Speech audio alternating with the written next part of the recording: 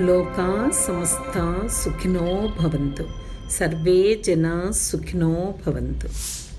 శారీరక మానసిక శక్తులను వివేకంతో ఉపయోగించడం. అత్యంత వేగంతో ప్రవహిస్తున్న నది యొక్క నీటిని ఆ నదికి అడ్డంగా ఒక డ్యామును కట్టి నీటి వేగాన్ని అదుపు చేసి సద్వినియోగం చేయవచ్చు.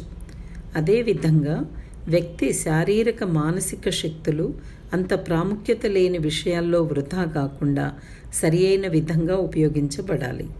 ఆ శక్తియుక్తులు తత్వజ్ఞానము, ఆరోగ్య సంరక్షణ, ఆర్థిక శాస్త్రము, రాజకీయము మరియు విజ్ఞాన శాస్త్ర పరిశోధన అభివృద్ధి కొరకు వినియోగించబడాలి.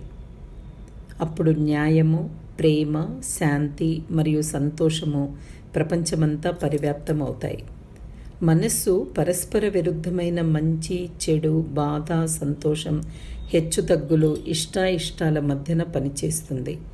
మనస్తత్వ శాస్త్రము గత సంఘటనలతో పాటు జరగబోయే పనులను పరిగణనలోకి తీసుకుని చైతన్యపు స్థితిగతుల గురించి లోతైన జ్ఞానపు వెలుగులో మనస్సును, మానవ ప్రవర్తనను అధ్యయనం చేస్తుంది.